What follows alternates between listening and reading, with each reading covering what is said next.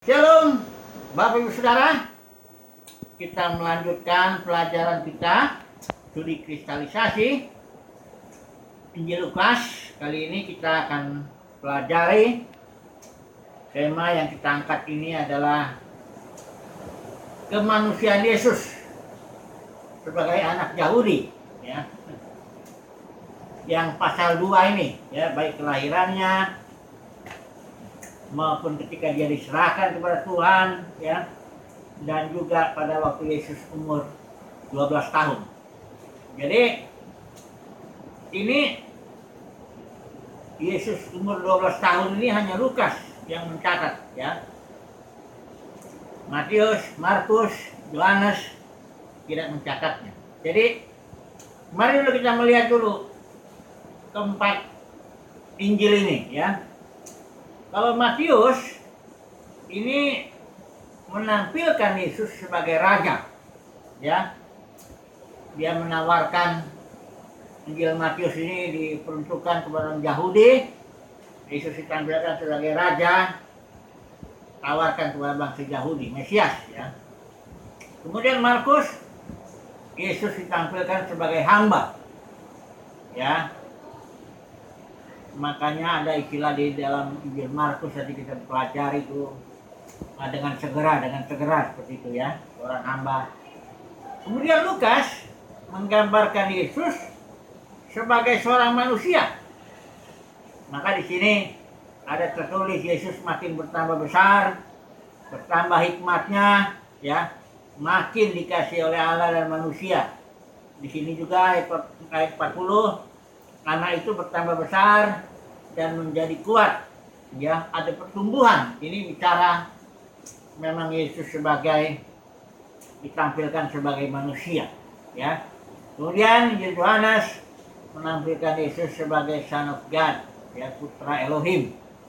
Nah, ini keempat Injil ini memang dia menceritakan fakta, tapi di balik fakta-fakta sejarah yang dicatat oleh keempat Injil ini ada pesan teologis yang mau disampaikan baik oleh Matius, Markus, Lukas, dan Yohanes.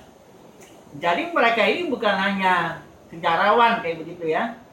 Mereka ini teolog yang sedang mau menyampaikan pesan teologis melalui fakta-fakta sejarah. Kira-kira begitu, ya. Jadi mari kita langsung aja melihat.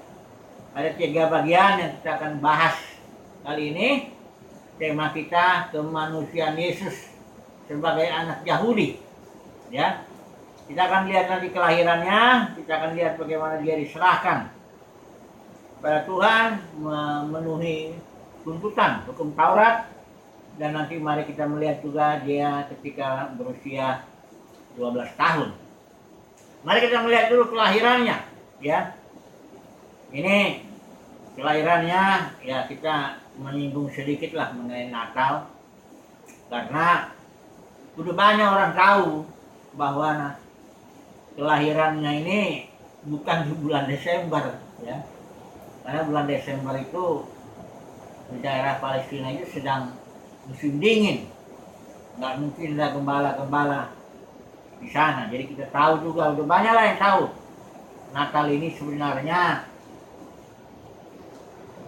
penyembahan dewa matahari, ya. Karena pada tanggal 24 Desember sampai 25 itu matahari itu lebih panjang dia. Jadi di bangsa-bangsa Eropa pada waktu itu sudah biasa merayakan sebelum kekristenan, ya, merayakan kelahiran matahari tanggal 24 ke tanggal 25 Desember itu, ya.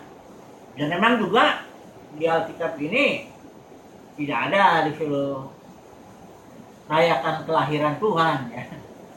Nah, jadi malah yang harus dirayakan kematiannya, peringatan, ya, dengan perjamuan kudus dan melakukan itu. Tapi saya punya pandangan sendiri mengenai Natal ini, ya. Kalau orang mau diundang, ya, satu Natal untuk menyampaikan firman, atau mengambil bagian di sana, Ya kalau saya diundang begitu saya datang aja, tapi saya bukan merayakan Natal. Saya hanya menyampaikan firman ya. Seandainya lah masjid atau kelenteng ya, mengundang saya menyampaikan firman ya saya datang. Jadi bagi saya ya boleh-boleh aja orang nggak anggap aja kayak kebaktian biasa ya, menyampaikan firman seperti itu. Oke lah, jadi ini kelahirannya. Jadi mari kita melihat dulu. Di sini malaikat memberitahu kepada gembala, ya, kepada gembala.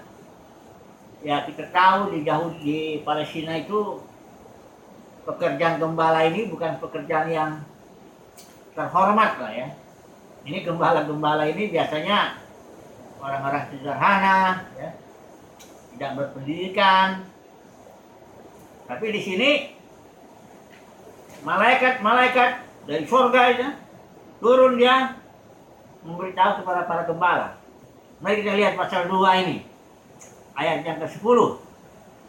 Lalu kata malaikat itu kepada mereka, jangan takut, sebab sesungguhnya, ini bicara kepada gembala ya, aku memberitakan kepadamu kesukaan besar untuk seluruh bangsa.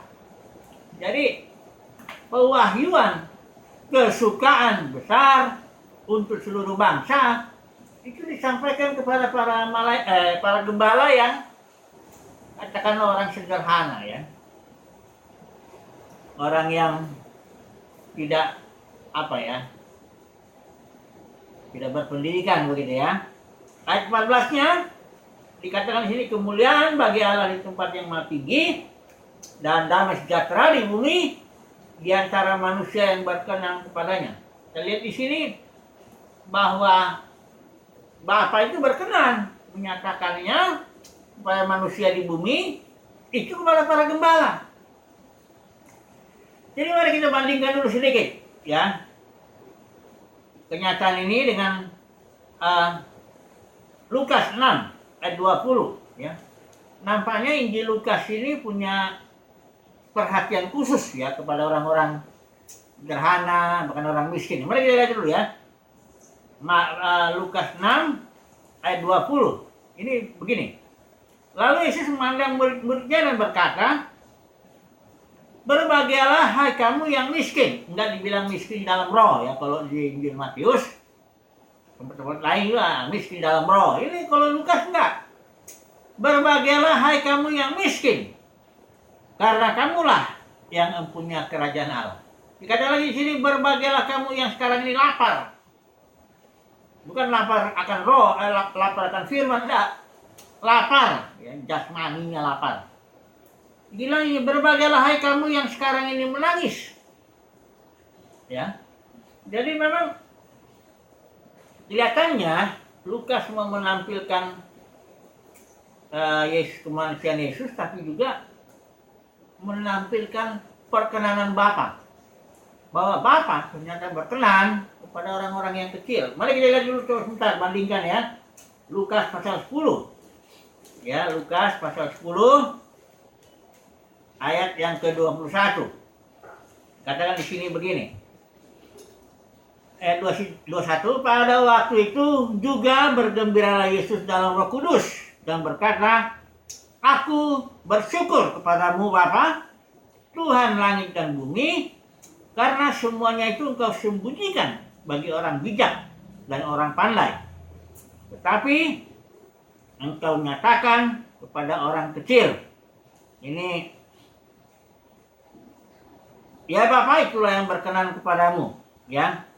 Di sini menyatakan ini sebenarnya nih lihat pewahyuan ya, karena Yesus di ayat 23 bilang kepada muridnya, berbahagialah mata yang melihat apa yang kamu lihat ya, karena banyak nabi raja ingin melihat apa yang kamu lihat.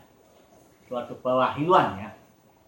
Nah, ini kita pegang aja dulu bahwa Bapa di surga berkenan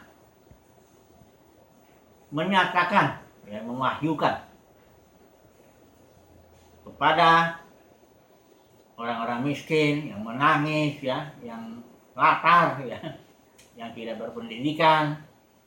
Ya, kalau dipikir-pikir juga Yesus itu memilih murid yang 12 itu Saya kadang-kadang pernah mikir loh, karena Yesus itu mau melakukan suatu gerakan katakan begitu ya. Kalau dipilih yang nelayan-nelayan, yang bekas pungut cukai, yang orang-orang yang agak tersingkir lah begitu ya. Kenapa nggak dipilih Gamaliel ya? Gamaliel itu orang yang berpendidikan, punya jabatan ya. Atau Yusuf Arimatea, orang kaya yang apa? Atau Nikodemus. Tapi ini bukan berarti Bapak di surga tidak mengasihi orang kaya, orang berpendidikan ya. Karena kita bilang, karena begitu besar kasih Bapa akan dunia ini, semua dikasihi. Tapi secara khusus, dalam Injil Lukas ini diungkapkan perkenan Bapa itu. Bahwa Bapa berkenan kepada orang miskin, orang yang tidak berpendidikan, ya, pada orang-orang yang kebal ini nggak ada jabatan lah, untuk mewahyukan, menyatakan hatinya, pikirannya, rencananya, ya. Inilah kenyataannya. Kita pegang aja dulu ini, ya. Hanya persoalannya, ini jadi persoalan kalau nanti dalam pelayanan kita atau kita lebih menghargai orang-orang yang berpendidikan. Nah ini jadi masalah juga. Kita harus ingat, Bapak, bukan kita harus benci sama orang atau menolak orang-orang kaya berpendidikan, bukan begitu. Tapi ingat, Bapa di sorga berkenan menyatakan kehendaknya, pewahyuan kepada orang-orang kecil. Ini yang harus kita simpan dalam hati lah, pegang ya. Karena kekristenan ini sudah menjadi dunia. Nah, udah jelas dunia itu menghargai orang kaya, orang yang berpendidikan, orang yang berpenampilan bagus, dan sebagainya ya. Ini hati-hati, dalam dunia kekristenan udah begitu.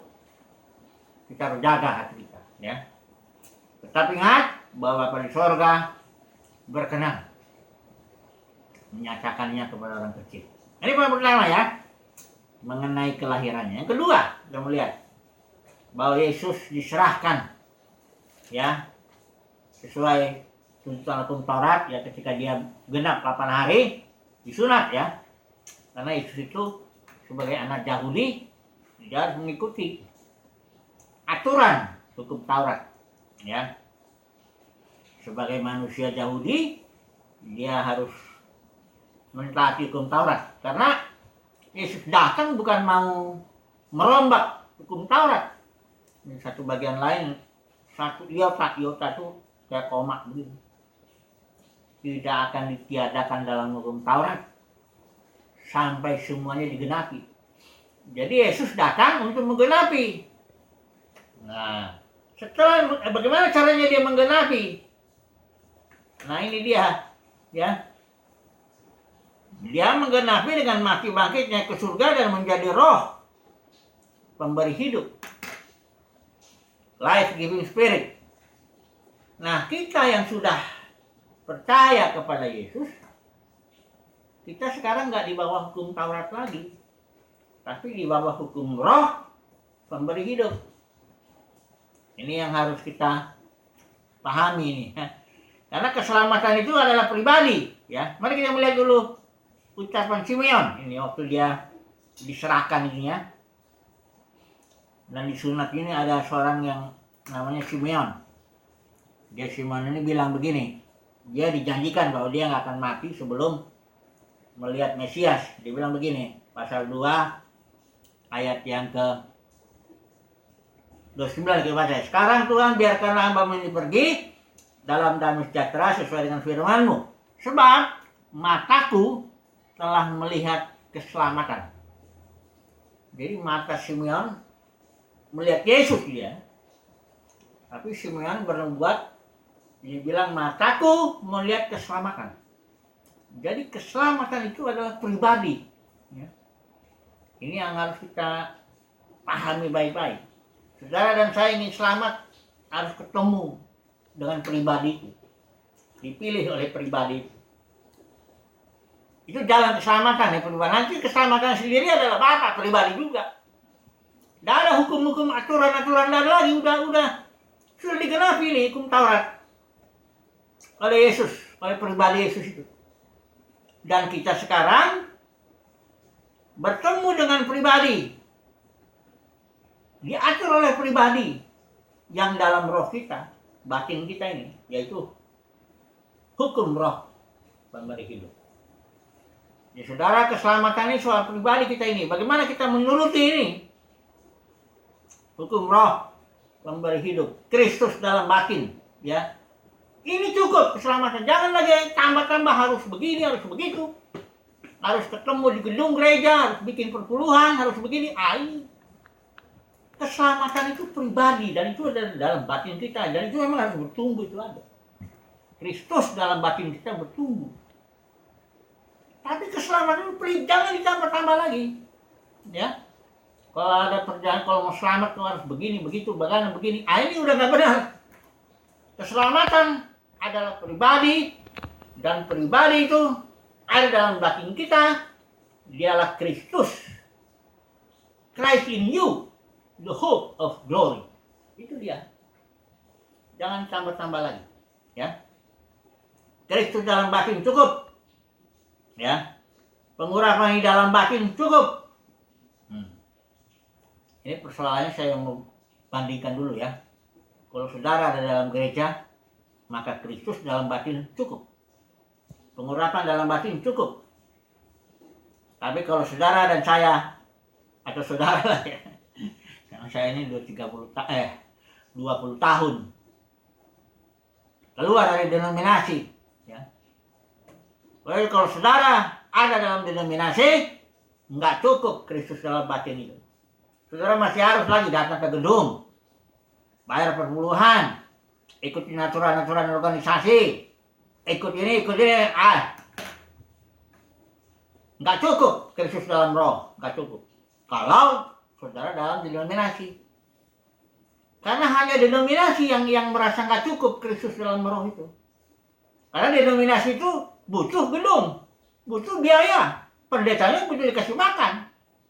Pengerjanya juga, pengusiknya juga, semuanya. Jadi nggak cukup Kristus dalam roh.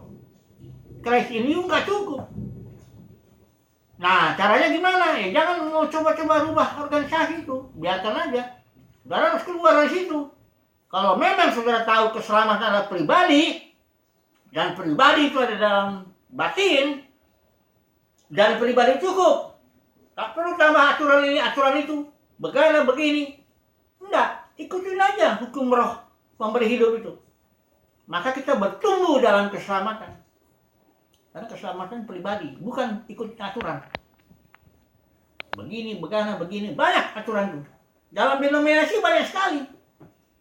Nah ini sekarang COVID ini nih. Orang yang hidup dalam gereja, saya 20 tahun ini sudah hidup dalam gereja, COVID nggak masalah. Tidak masalah dalam pelayanan, dalam segala sesuatu, tidak masalah. COVID hanya ada masalah buat denominasi. Kalau denominasi jadi masalah itu. Sebab denominasi kan perlu berkumpul, perlu gedung, perlu uang. Nah, dengan COVID kan nggak bisa lagi tuh. Bangkrut banyak denominasi yang bilang jangan gereja, ya bedain, jelas. Kalau dalam gereja, Kristus dalam batin kita cukup. Kalau dalam denominasi, tidak cukup. Kristus dalam batin tidak cukup. Masih ada perlu aturan-aturan. Ya, macam-macam, banyak. Perlu uang, perlu ini, perlu macam. Ini ya. Jadi, ketika Yesus usia 8 hari, dia diserahkan, dia turuti aturan main hukum Taurat. Karena dia sebagai orang Yahudi menggenapi. Tapi setelah Yesus mati bangkitnya ke surga, sekarang kita percaya Yesus, keselamatan adalah soal pribadi. Ya. Yesus dalam batinku cukup. Christ in you, the hope of glory. Enggak dibilang Christ in you plus perpuluhan, plus ini, datang ke gedung apa semua, enggak ada itu. Jangan ditambah-tambah keselamatan itu ya. Firman Tuhan jangan ditambah. Christ in you, the hope of glory. Yang ketiga ini, ya poin ketiga ini. Umur 12 tahun. Di sini Yesus Ya, biasa ya orang tuanya pulang itu disangka orang tuanya Yesus ada di antara kenalannya, kerabatnya. Terus cari seharian di jalan, cari nggak ketemu. Datanglah dia kembali ke Yerusalem, bait suci. Akhir ketemu setelah 3 hari ketemu Yesus di bait suci. Maria bilang, kenapa engkau berbuat begini nak pada kami? Yesus jawabnya begini, di sini pasal 2 ini Yesus jawab begini, aku harus berada. Mengapa kamu mencari aku, katanya? Tidakkah kamu tahu bahwa aku harus berada di dalam rumah Bapakku? Nah, istilah rumah ini sebenarnya nggak ada tertulis ya di dalam terjemahan asli. Ini sebenarnya begini, aku harus ada dalam the things of my father, perkara-perkara Bapakku. Jadi dengan tegas katakan aku harus sepenuhnya berada di dalam perkara-perkara Bapa, ya, dalam rencananya, dalam kehendaknya, dalam semuanya itu. Tapi setelah itu Yesus pulang, ya, ini bersama-sama ke Nazaret dan tetap hidup dalam asuhan mereka, asuhan Yusuf dan Maria. Ini pelajaran lagi bagi kita nih, ya. Kalau ngikuti pimpinan roh, ya tetaplah kemanusiaan kita jangan lupa juga. Sebagai anak, sebagai bapak, sebagai ibu itu kita punya tanggung jawab juga. Ya, kalau istri sudah melayani, jangan pula nanti nggak menghormati suaminya. Ya, ada orang bahkan istri menghormati lebih ya kepada pendetanya, kepada suaminya kurang. Nah, apalagi kalau udah jadi pengkhotbah, banyak yang begitu, ya nggak semua. Jadi tetap harus diingat sebagai anak juga. Nah, ini saya pun ada sedikit, katakanlah, seandainya saya disuruh ulang, ya, waktu itu saya masih kuliah, masih di bawah asuhan orang tua. Saya karena merasa dipimpin roh gitu ya, jadi kurang bertanggung jawab soal kuliah, soal ini sebenarnya. Tapi Yesus tidak. Walaupun dia bilang aku harus ada di dalam perkara-perkara Bapa, tapi dia tetap hidup di dalam asuhan Yusuf dan Maria. Barulah setelah dia 30 selesai, dia memulai pekerjaannya, dia memang tidak lagi tinggal di rumah orang tua, kan gitu. Oke, apa kesimpulannya ini? Kesimpulannya, ya, kemanusiaan kita tidak menjadi terhapus, katakan begitu ya, dengan mengikuti hukum roh pemberi hidup. Saudara dan saya saat ini mengikuti hukum roh pemberi hidup. Tidak boleh tambah-tambah lagi. Hukum Taurat yang namanya perpuluhan lah, buah sulung lah, aturan denominasi lah, harus begini, harus begitu. Nah, kita mengikuti hukum roh pemberi hidup. Tapi tetap kemanusiaan kita dalam arti mungkin sebagai bapak, sebagai ibu, sebagai anak, atau di kantor, karyawan dan sebagainya. Itu harus tetap kita jalankan dengan bertanggung jawab. Ya. Jadi sekali lagi, hukum roh pemberi hidup cukup untuk keselamatan. Karena keselamatan soal pribadi, bukan aturan-aturan. Apalagi aturan-aturan denominasi, perpuluhan dan sebagainya, nggak ada itu. Itu aturan-aturan manusiawi. Keselamatan adalah Kristus dalam batin kita. Haleluya.